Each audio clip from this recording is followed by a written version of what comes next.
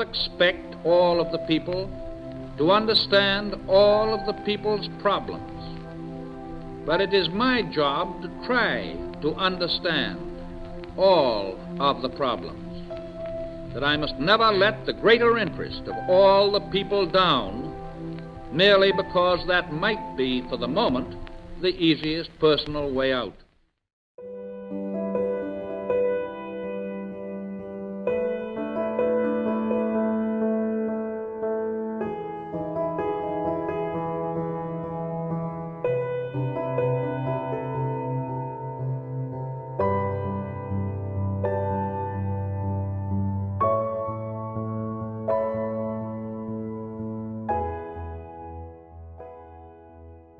I think it's really important to understand the historical context of what the freedoms are. Where they're needed the most and who needs them the most.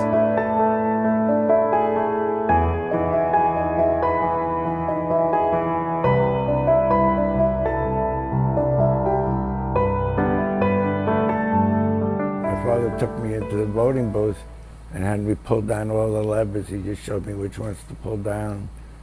So I voted at 5 for Franklin Roosevelt, and like any young child, became very curious about who this Franklin Roosevelt was.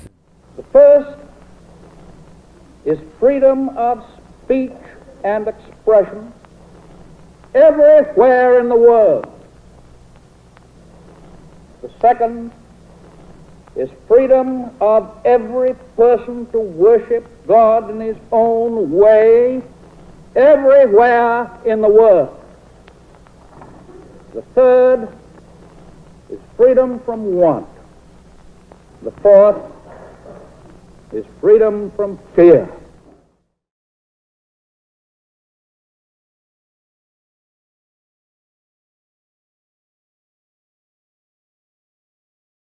What do you remember about FDR?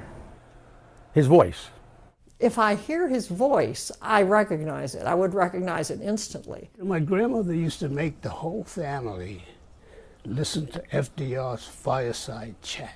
I think it is right on this Sabbath evening that I should say a word in behalf of women and children and old men who need help, immediate help in their present distress, help from us across the seas, help from us who are still free to give it. Roosevelt was always seen as part of the war against fascism, part of the fight to bring America out of isolationism. The way of thinking or the way of feeling about government that goes along with having grown up in that period. That government was a beneficent force. Some of these work programs and social service programs were really what saved the country. Those of us who had working papers, if you were 13, 14, 15, or 16, we could get work in the garment district or in the post office, because everybody else was at the war. He made us feel like that was our way of supporting the troops who were all fighting the war for us. And, you know, it was important. I used to deliver special delivery to a lady who lived on Washington Square West. You know that street? Yeah, on the other side of the park. And she would get once a week a letter from Eleanor Roosevelt. And I used to tell the guys in the bar, man, I delivered a letter that Eleanor Roosevelt mailed. You know, I thought, so what? They were saying, well, what do you mean, so what? I said, that's the president's wife, man. Mrs. Roosevelt became a luminous presence in our lives, as in many. She was a pushy lady, which is the first lady of this country that was a pushy lady, interested in the political life of the country and the social life of the country. We never had a first lady that did that before. Poor, poor people, out of work. And she never once faked it. She wore the same frocks, as they were called, there that she wore in New York City, and she used the same horses. I mean, and they knew it, that she was real. I was shopping with my mother. We were out in the street. We heard it. And the sense of shock and loss was not unlike hearing about Kennedy's assassination or Martin Luther. And I heard about it, and the sun was shining, and I was crying. I remember that very clearly.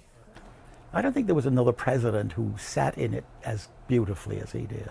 He was just like a beneficent presence. I mean, he was, you know, you felt safe as long as FDR was in charge. It was a sense of his hovering. I don't mean he's an angel out there. He was just there all the time. I sort of want to look up to somebody, you know, like Papa or something. And he was it. He was absolutely wonderful. I think the Roosevelts were critical in that sense of community. And neither of them faked it. They were both, he was a rich kid from the Hudson Valley who'd been here since 1680. And he talked that way, and he had this affected cigarette. He never faked anything. And so people either hated him wholeheartedly, or they loved him no matter what they were. And the same with Eleanor. Throughout this entire experience, it's really opened my eyes to want to sit down and talk to people that are older than me and not be scared or feel any type of disconnect.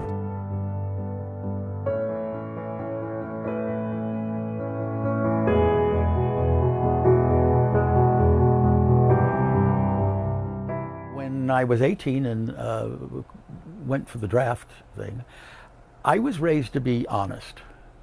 And I told the psychiatrist there that I had checked the box that said homosexual. The minute I did, I regretted it because I knew it was a great price to pay for this. Did your parents ever realize that you were gay? Realize? I told them when I was 19. And how did they feel about it? My mother said it was not a subject that would ever be brought up again. And it wasn't. She hated it. But she had to deal with it, you know. Okay, I wouldn't talk about it, but that was it. I also moved out of the house when I was 19 and moved out on my own.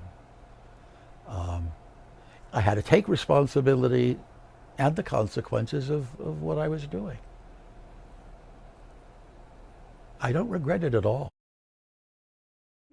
The Episcopal Diocese of New York sent out a call for all ordained, as many ordained people as possible to get to ground zero, because people were in the need of prayer and service. I mean, these big burly guys driving these long, huge trash trucks and like were just breaking down. They were crying and they were going to pieces. It was a very strange experience. It's the closest thing, in my judgment, in my mind, to Dante's Inferno that I'd ever seen. I did everything down there, from being out on the street to standing on the edge of the pile to working in the morgue blessing remains, you know. I put in almost 400 hours.